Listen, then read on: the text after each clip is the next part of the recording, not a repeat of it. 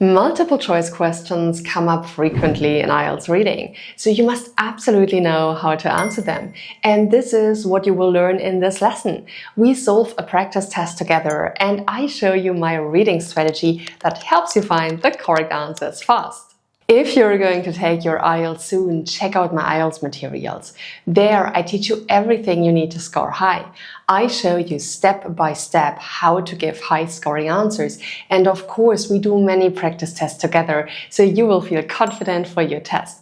You can find the link in the description below. And now let's get started. Here you can see the reading passage. So what are we going to do first? When you start your IELTS reading test, don't start by reading the passage first, because at this point you have absolutely no idea what the questions are about.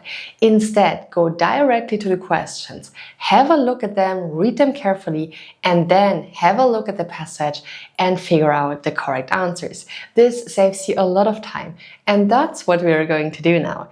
Here you can see the questions. Let's start by reading the instructions. Choose the correct answer, A, B, C, or D. Write the correct letter in boxes 1 to 5 on your answer sheet. So here you can see a question, and here are the answer choices, and you have to pick the correct answer. These questions are called multiple choice questions. I'm going to write this down here. If you get a multiple choice question in IELTS reading, read the question first, then have a look at the answer choices, and then scan the passage to decide which of the answers is correct. That's what we are going to do now. The first question says, according to the passage, what is true about Edward Hopper? Now guys, this is an excellent keyword because this is a name. And if the passage talks about that, you can find this name exactly like that in the passage. So I'm going to write down keyword here. So let's have a look at the answer choices. He was the most famous American realist painter. So what we're going to do now is we check out the passage and we check whether Edward Hopper was the most famous American realist painter. Let's have a look at the passage. What does it say? I can see the name Edward Hopper here. So let's start reading from here at the very beginning of the sentence. One of the most famous examples of American realism, Nighthawks, is an oil painting by Edward Hopper. Guys, here it says, one of the most famous examples of American realism. So the oil painting called Nighthawks is one of the most famous examples of American realism, and it was painted by Edward Hopper. What does our answer choice say? Our answer choice says, Edward Hopper, this is what he refers to, was the most famous American realist painter. Does the passage say that? Here you need to pay a lot of attention. The passage says that this painting by Edward Hopper is one of the most famous examples of American realism. But it doesn't say that it is the most famous example of American realism and that Edward Hopper is the most famous American realist painter. There may be other painters that are more famous. So A is out. This is not the correct answer. Next, let's have a look at B. He was a painter who was born in 1942. This is an excellent keyword because this is a year, so we can find this exactly like that in the passage. Let's have a look. Here it says 1942. So let's read from here. Completed in 1942, the 84 by 152 centimeter canvas now hangs in the Art Institute of Chicago. Let's have a look at our answer choice. The answer choice says he was a painter who was born in 1942. But the passage says that Edward Hopper completed the painting in question, the painting called Nighthawks, in 1942. So he can't have been born in 1942. So this answer choice is incorrect as well. Here you can see that it's super important that you don't just match keywords when you get a multiple choice question. Because if you simply look at the number and then look at the passage and say, oh, here I can see the number as well. Okay, so B is correct. This is not how it works. Then you get the answer wrong. So you need to pay a lot of attention. Very often the information given in the passage is mixed up in the answer choices, and this is what makes them wrong. So you need to pay a lot of attention here. C. He made a painting that is in the Art Institute of Chicago. Let's take a look. What does the passage say? The passage indeed says, the canvas now hangs in the Art Institute of Chicago. So this seems to be the correct answer, right? But before you choose an answer choice, make sure that you have a look at all of the answer choices to ensure that this is the correct answer. Sometimes you may think that an answer choice is correct, but maybe you are unsure. And then it's really helpful if you have a look at the remaining choices to make sure that you can rule them out. D says, he lived in Greenwich Village, New York. Again, this is an excellent keyword because we can find this exactly like that in the passage. Greenwich Village, New York. Exactly, I can see it here. So let's quickly read this sentence. The scene is based on a diner that Hopper knew about in Greenwich Village, New York, but it was so modified as to be unrecognizable and ubiquitous. So what does the passage say? The passage says that the scene is based on a diner that Hopper knew about in Greenwich Village, New York, but it doesn't say that Hopper lived in Greenwich Village, New York. Again, don't just match keywords here. You can see that this is really dangerous. You must read the passage really carefully. So D is out as well, and now we know that C is the correct answer, and we can go on with the next question. What can be seen outside the diner in Nighthawks? So we are having a look at the passage, and we want to know what can be seen outside the diner in Nighthawks. Let's have a look at A. Identifiable New York buildings. Light shining onto a sidewalk if you were looking in the window, or an airplane above the diner. So let's have a look at the passage and let's see what the passage tells us about the painting. We stopped reading here, so let's continue reading from here. The picture is deceptively simple, since it shows a young server and 3 customers in an all-night diner with light spilling out from the diner into the empty sidewalk and street. This is interesting. There are extreme contrasts of light and dark and large areas of space that create planes of color. Let's again have a look at our answer choices. Here it says, identifiable New York buildings. There is nothing in the passage about that, right? And also the passage says that the diner was so modified as to be unrecognizable and ubiquitous. And if you continue reading, you can also see that it says fans searching for the location have been unable to identify the actual scene. So there were no identifiable buildings, and this means that A is out. Next, B, light shining onto a sidewalk. This is super interesting, right? Because we read something about that in the passage. Here it says, with light spilling out from the diner into the empty sidewalk and street. This is something that can be seen outside the diner in Nighthawks. So B is super interesting. But before we choose B, let's quickly have a look at C and D to make sure that we can rule them out. C says, if you were looking in the window. Can we find anything about a viewer in the passage? I can see the word viewer here. It says viewers are both drawn into the scene and excluded. So what is the passage telling us? The passage says that viewers who look at the picture, at the painting, are both drawn into the scene and excluded. But this is about viewers who look at the painting, not viewers in the painting. So this answer choice is out as well. An airplane above the diner. I remember that there was something about planes in the passage. Here it says, there are extreme contrasts of light and dark and large areas of space that create planes of color. But this is not about airplanes, this is about planes of color. So this is something different, which means that we can rule D out as well, and so B is the correct answer. So on our answer sheet, we write down B. And of course, regarding question number 1, I forgot to do that earlier, we write down C. By the way, if you want more IELTS reading practice tests, hit the like button and write yes in the comments. If you want something else, tell me your video wish in the comments, so I know what you would like to see on this channel. Now, let's continue solving this test. Let's go on with question number 3. Nighthawks has universal appeal, in part due to the fact that A. The colors are reminiscent of New York.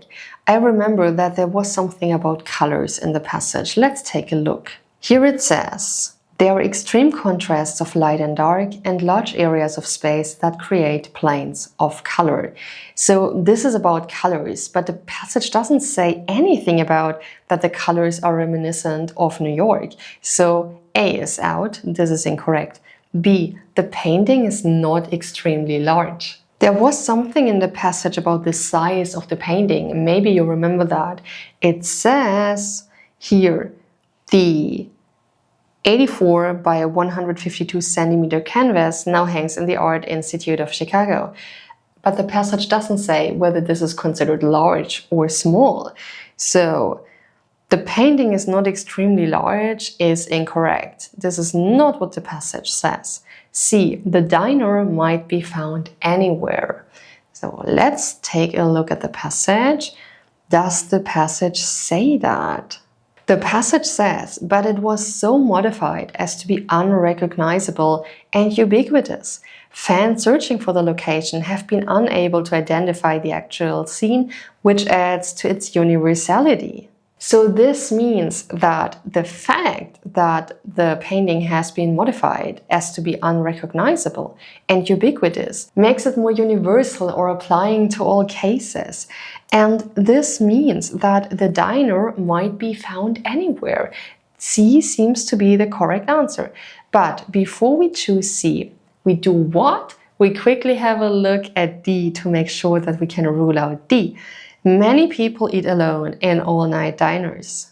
Does the passage say anything about people eating alone? There was nothing in the first paragraph. Let's have a look at the second.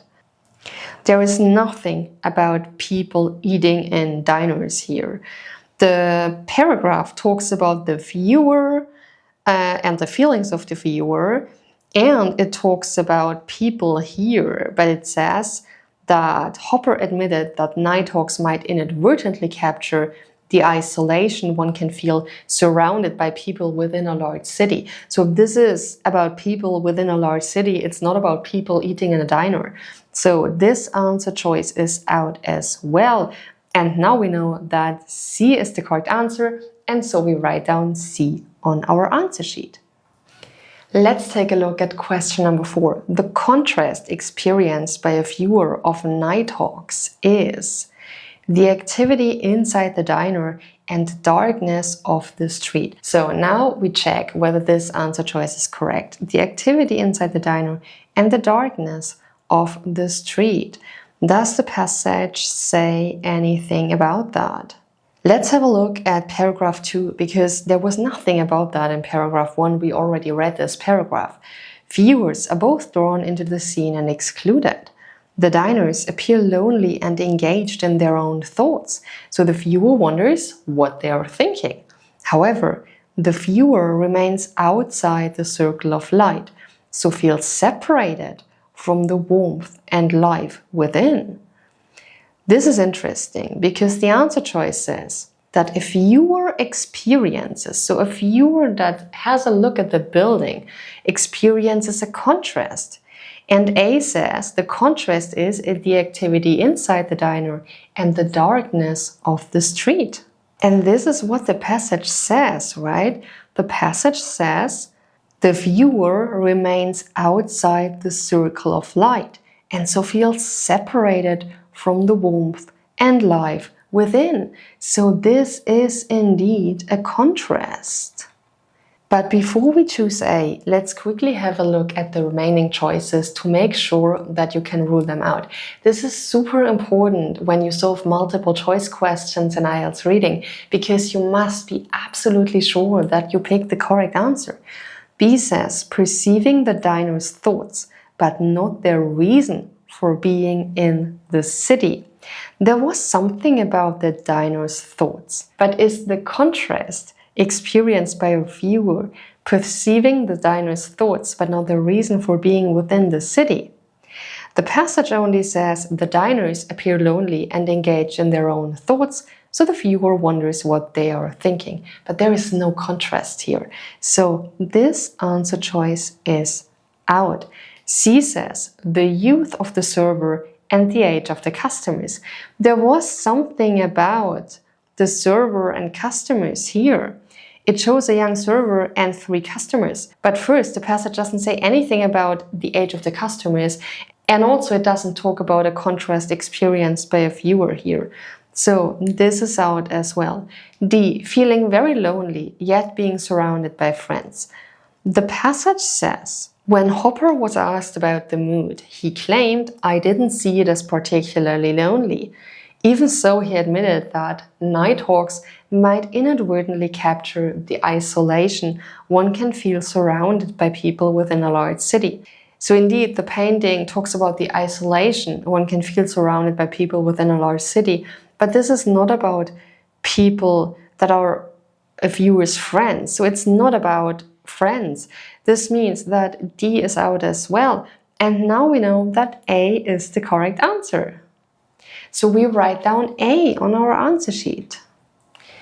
Let's check out question number 5. What does the writer suggest about Hopper's view of nighthawks? So we are interested in Hopper's view of nighthawks. A, he was trying to make the viewer feel that large cities can be lonely. There was something about loneliness in the passage. Let's have a look. This was in passage 2, right? Paragraph 2. Here it says, when Hopper was asked about the mood, he claimed, I didn't see it as particularly lonely.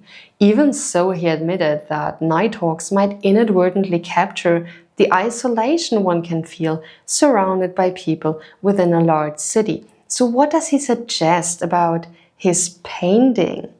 Let's have a look. A, he was trying to make the viewer feel that large cities can be lonely. He didn't do that, right? He says, I didn't see it as particularly lonely. So he didn't try to make the viewer feel that large cities can be lonely. So A is out. B, he recognizes that it might give the viewer a sense of loneliness. So he recognizes that it might give the viewer a sense of loneliness. This is what the passage says, right? The passage says he admitted, so he recognized that nighthawks might inadvertently capture the isolation people can feel when they are surrounded by many people in a large city. So B seems to be the correct answer. But what do we do if we think we have found the correct answer? You have a look at the remaining answer choices and check whether you can rule them out. C, he wanted viewers to see that it is not lonely to be among other people. This is information that is totally mixed up, okay? Here you can see that if you get a multiple choice question, the information may be mixed up in the answer choices. And this is what makes the answer choice wrong. C says that he wanted viewers to see that it is not lonely to be among other people.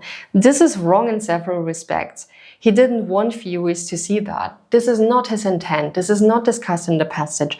And also, the passage doesn't say anything about that it's not lonely to be among other people. The passage says that he admitted that nighthawks captured the isolation one can feel in a large city. So, C is out. What about D? He made the painting as realistic as possible so people would feel lonely. This is not stated in the passage. Again, the information here is totally mixed up because the passage says, I didn't see it as particularly lonely. He just admitted that nighthawks might capture people's loneliness. So D is out, and now we know that B is the correct answer, and so we're going to write down B on our answer sheet. And this is how you solve multiple choice questions in IELTS reading. Let's quickly summarize how to find the correct answers fast. So when you get a multiple choice question, don't start by reading the passage, go directly to the question. Have a look at the question and at the answer choices. If you can see keywords like names, years, and so on, have a look at the passage because keywords help you find the information really fast. But then pay attention that you don't just match keywords. Instead, make sure that you really understand what the passage says and be aware of the fact that the information may be mixed up in the answer choices. Read them very carefully, read the passage very carefully, understand the meaning, and then figure out which one is the correct answer. That's it. That's how to solve multiple choice questions in IELTS reading. I hope you liked this video. Don't forget to like, subscribe, and click the bell icon so you're notified when the next video comes out. Also, share this video with your friends so they can improve their IELTS score too. See you in the next video.